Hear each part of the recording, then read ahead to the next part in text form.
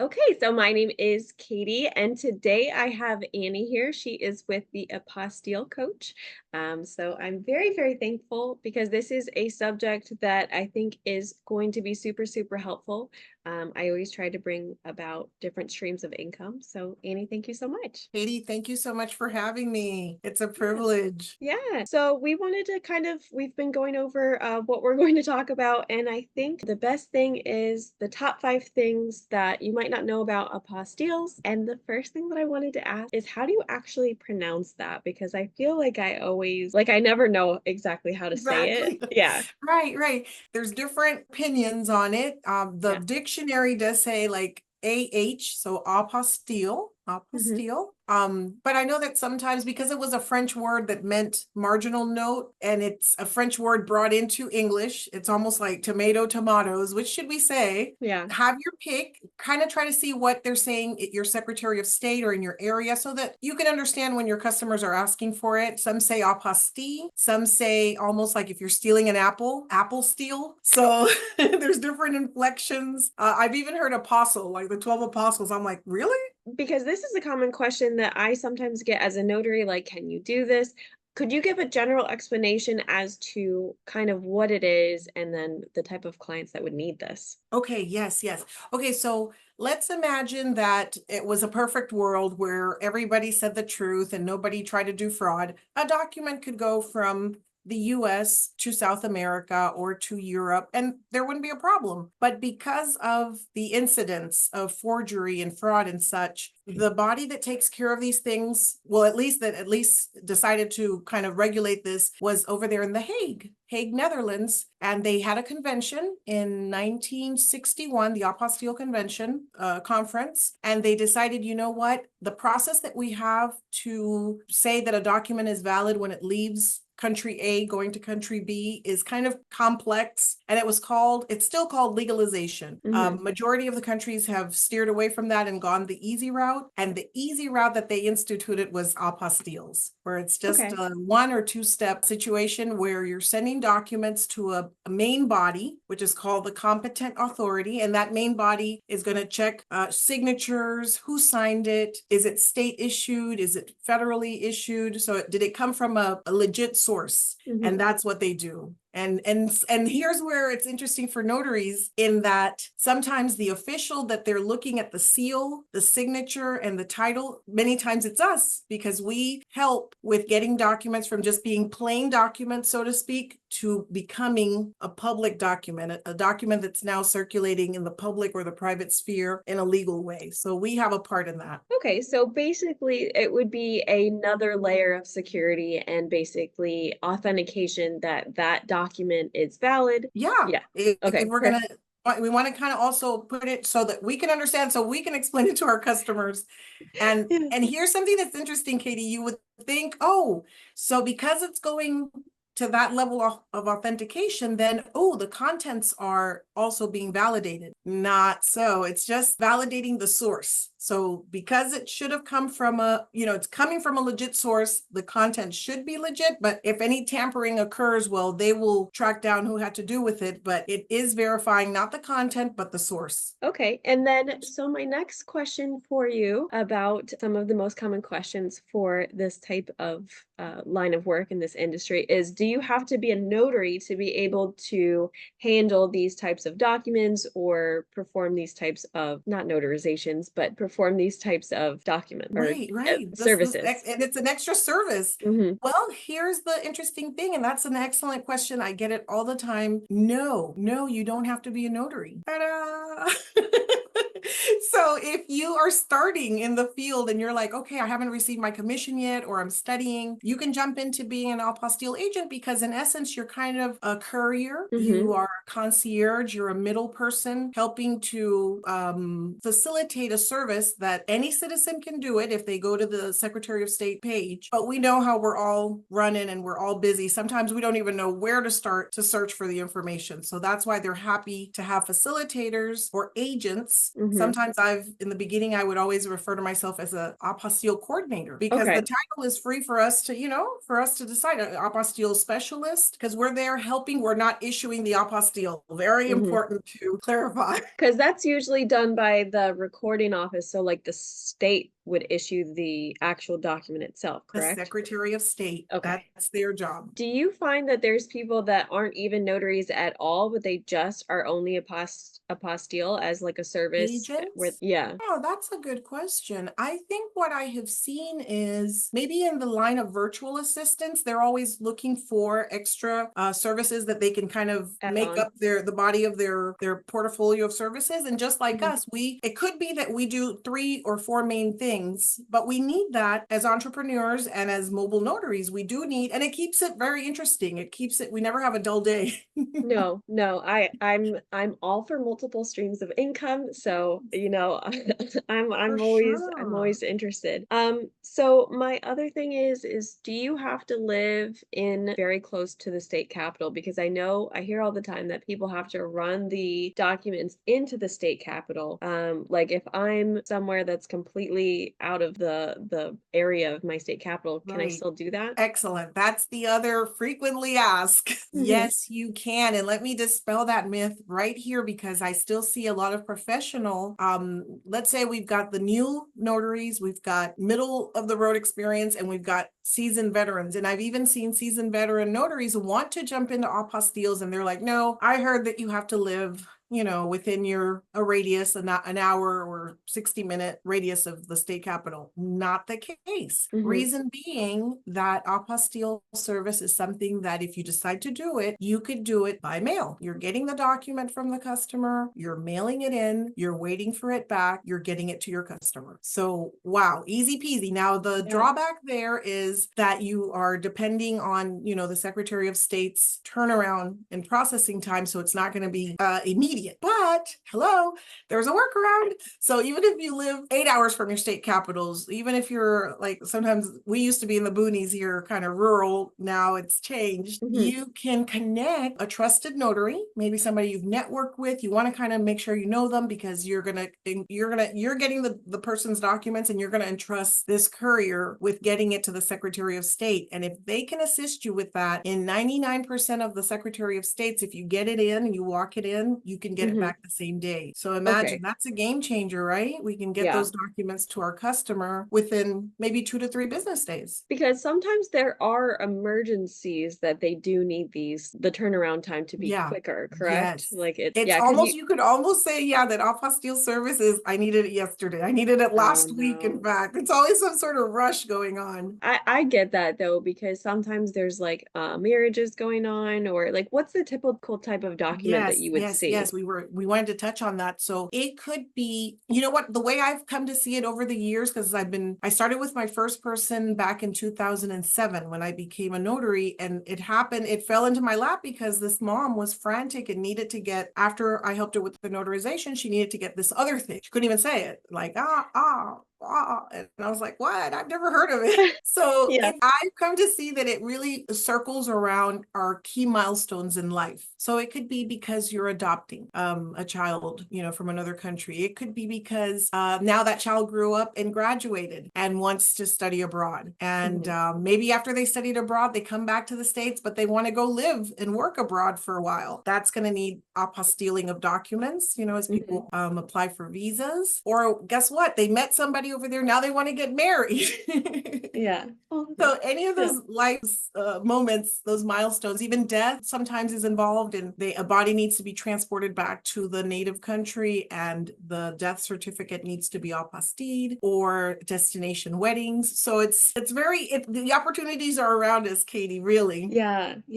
So it seems like it's very, very varied, very varied, where, you would have a lot of different, you wouldn't be bored, I don't think, for any of these, like even the notarizations in general. Like I have people that sometimes ask, like, well, don't you get bored? And it's like, no, it's literally something new every day. If anything, it's like I needed to slow down. You do, and meet people from all walks of life. I mean, look at this week, you could say ran the gamut, because something very important to apostilles that I like to always share is that if notarizations are a daily thing, you know, like you could say your daily meals, I would Mhm. say that apostilles are like your steak dinners that you have every so often. You're not having it daily, but when you do have it, it's special. Mhm. And it brings in some nice experience, some good connections, because people connect with you on a different level where they want to hold on to you for you to help them in the future again. Mhm. And so I love it.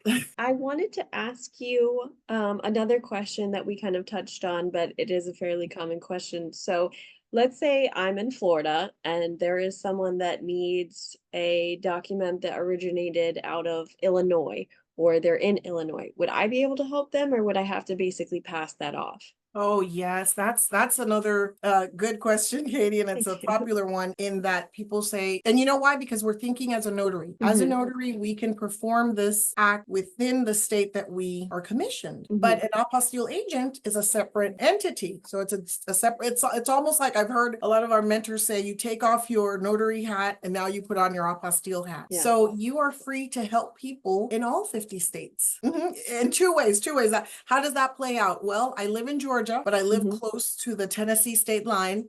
And so the customer lives in Tennessee, works in Georgia. So when they present the documents, their birth certificate, it's from Tennessee, not Georgia. So I'm like, ooh, but no, I'm just gonna make sure to read Tennessee's apostille page and follow those steps. And if I need a courier, because I can't, get it up to Nashville, me myself, I can get my courier to help me out. The other thing that I think is very confusing in general is how to find out about pricing, because obviously Mm, with the notarizations, usually we're limited or we're capped as to how much we can charge for right. each notarization. But just like you said, you take your cap off of the notary, and then is there any type of like governing law, or is there any type of like rule book, I guess? Hey, that is an awesome, awesome, awesome question.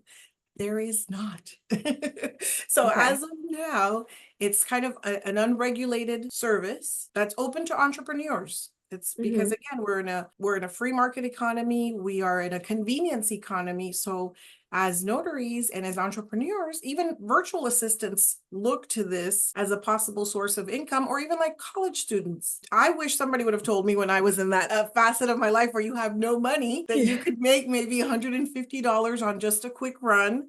Or Mm-hmm. if there's two documents, it starts multiplying. And there's unrestricted fees that hasn't been regulated in any way. We try, to stay within market. We don't want Mm-hmm. to charge something, like we're trying to take advantage of our customers. No, but we do have to get reimbursed for expenses that are associated and have a little bit of a profit margin. I think so. You would have to pay the fees for when you're filing it within the state, correct? Like, do you get that upfront from the client, or do you pay Oh, that yes. out of pocket? Excellent, excellent. So when I started, and that's why I have a masterclass, an apostille masterclass. When I teach it, I Hmm. try to share, hey, the hacks, the techniques, things that I had to kind of stumble and fall and my toe got bruised, so to Yeah. speak. Yeah. So that you guys don't have to, because I do everything and then ask for payment at the end, but it's very delicate because the person could have changed their mind and then they say, well, forget about it, just give me back my original document. But I've already sent it to get the apostille certificate. I get it back. I want to give them their original document back, but they're not giving me money. So very tense, no. So I don't do that anymore. Two options: either a deposit up front, Hmm. I usually do 50%. Or if you're in a metro area, a lot of students have told me, you know what, I'm going to set it up where they're going to mail in the document. If there's in 4 out of 5 cases, people can maybe mail in the document, but half and half. Sometimes they can mail it in. Sometimes it needs to be notarized. So you're going to Hmm. have to meet with them. If you're not a notary, send them off with a notary, and then you continue the process. Okay, yeah, because that is always a delicate thing of Yes. you want to get paid, but you also like that uncomfortable feeling of like, pay me now. So For yeah, but you sure. don't you don't want to be left in the lurch, because that's the same thing that happens with, general notary work. You're blocking off a time schedule, you're driving Exactly. out, you're going to go do Yes. your own thing. So yeah, I also recommend getting either paid up front or at least a deposit, so that way you're not losing out. Right. And there's expenses involved. And Mm. with those, here's another interesting thing with those who live close to their state capital, they are driving it in. There's parking involved. There's traffic involved. There's always the possibility of an accident or wear and tear. So that these are things that you're taking time out and you have to get reimbursed for them over the course of several jobs. But I'll leave a little homework assignment for those who are watching, either if you're notaries or, virtual assistants or college students, as we mentioned, and you're thinking about apostilles as an additional stream of income in certain states, and you can call your Secretary of State and find out, there's a satellite office. So it could be that I live in New York City and the capital of New York, and most SOS or governing bodies are in the state capital. And I'm in the city and I'm like, oh, Albany is, I don't know, 6 hours away. But New York, for example, New York City has a satellite office, within the city. So that's something that sometimes you can investigate, and that's an advantage for us. Okay. So the other thing that I kind of wanted to ask about is we were talking about virtual assistants and everything like that. So do you have any other type of side hustles that first of all, I wanted to ask you, I know that you mentioned it, but talk to me about your course and what you do and like your mentorship, because that Oh, is important, because sometimes trying to find out all of this information by yourself is like not that much fun. Yeah. So it's nice to have someone that you can connect with and kind of ask questions. So talk to me a little bit about that. sure thing, Katie. Yeah, and it was born right out of working and networking with other notaries during our recent pandemic that we've left behind, thankfully. Yes. Um, and people were like, does anybody know how to do that thing called apostille? And it started with a Tennessee group. And I was like, I've been doing it, but I mean, I didn't know it was a thing. It's like, teach us. Yeah.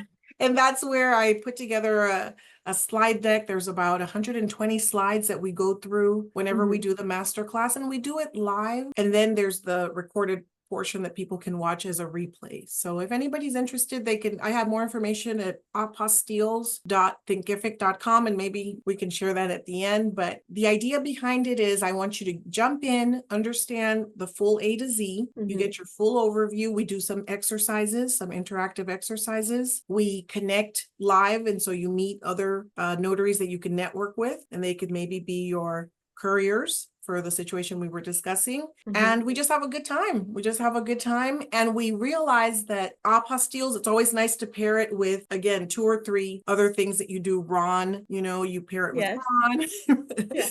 pair it with notary signing agent, translations. That's another thing I've been doing. And if anybody's interested in how you can offer translations as a service without even knowing a second language, please reach out to me too. Yeah. And then I wanted to kind of segue into that. So if there is someone that is watching that wants to talk about different types of side hustle, you can always look into becoming a remote online notary as well. So you would just have to check with your Secretary of State, make sure that that is something that is available to you. But otherwise, feel free to check out ProNotary. So we are the remote online notarization software. And then if you're not quite sure and you are a little bit lost, go onto our website, and then you can book a free consultation to kind of figure out what your best steps are for becoming a remote online notary or integrating that within your business.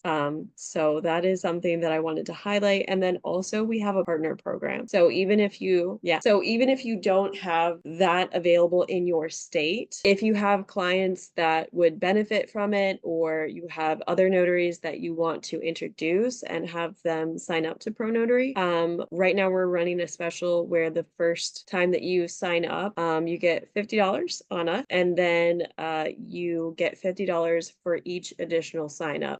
So yeah, that's another little stream right there I coming know. Well, yeah, because I've been looking into all of the different types of affiliate marketing. So even if you're not a notary at all, but you are good at marketing or you have that client base, introduce them to Oh, ProNotary. wow. I would And like that. yes, Katie, and actually I think we will probably may and could connect again, because even as I've already had students from about 28 states. So my goal is to have, I've had repeat students of those 28 states, but I'm trying to get that at least I've trained an apostille agent in all 50 states. Yeah, that would be And then cool. that way have a little network of couriers that I know that they're trained, vetted, and they know what they're doing. But guess what? Sometimes we also need to connect a platform or a group such as yours that has raw notaries, because the other days there was somebody that was in Chicago calling my student in West Virginia, and he says, listen, I've got this document. I don't want to have to travel to West Virginia to get it notarized, but I need to get it apostille. And so this is where this comes in. Ron comes in because he could either travel and spend maybe $800, or he could find a West Virginia Ron. And then I could be like, hey, do you have anybody in West Virginia? Yeah. I mean, it's all about connection and community, I think. So, definitely. But, so let me know if you could just state like your handles, or like how we find out more about your information, because, I'm sure that there are people that, would love to learn more about, adding this to their business. Yes, and I'd love to have you guys, because I always say my mission is I'm passing down. I was in the dark when I started, and it felt, awful not having any resources or anybody to, guide me at least. So if you guys want to contact me, please go to theapostillecoach.com, and then that's /contact. Apostille is a funny word, so I'll just spell it real quick. It's THE and then APOSTILLE, coach.com/contact. If anybody's still watching the video to this point, I have a text line that I don't mind if you text. You can't call it, but you can text, and that's 931-486-4004. Those who text me their name and their email, I'll have a freebie. And then if you're listening to this or like watching this on YouTube, I'm going to leave all of that information in the description box below, as well as our partner program for ProNotary, and then also how to get signed on, and then get signed up to our platform and everything like that. So that is awesome. Yeah. No, I'm so excited. I'm so excited. And I think we were talking about, because I've set up the master class where if somebody's like, I know I want to do it, they can just go to, and that one is different. That one is Apostilles with an S at the end .thinkific.com. But I think you said you have a course on Thinkific as well? I do, yeah. So I have a remote online notarization course, and that is, I can link that in the description box below as well. So that goes over basically how to get started, for a business as a remote online notary. And then I haven't set up any classes or anything right now, but we are ramping up, to do different types of trainings and webinars and everything like that, both through ProNotary, individually. So yeah, that's stay tuned. awesome. Yeah, I'm so glad that we were able to connect, and it was through Instagram. Yeah. Just to let you guys know, if you go through Instagram, you can also please follow, please like, and we can do the same thing and just encourage each other, because that's how we connected. And I'm the Apostille Coach there on Instagram as well. Yeah. And my handle is Notary SWFL. I am very active on Instagram, so I'm there all over the place. Yeah, but I think that the power of social media, originally I was like, social media is terrible, but like now it's like I've been able to make so many great connections.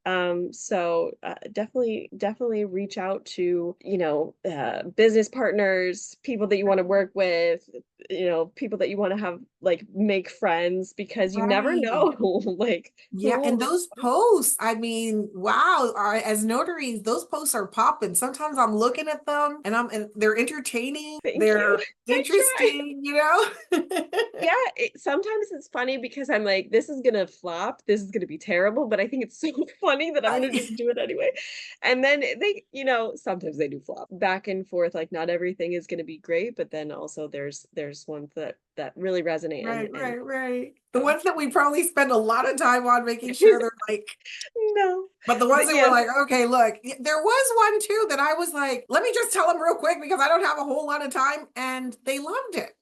Isn't it so funny where it's like sometimes you're like, this is gonna be so terrible, but I'm just gonna post it anyway. Like that's the other thing.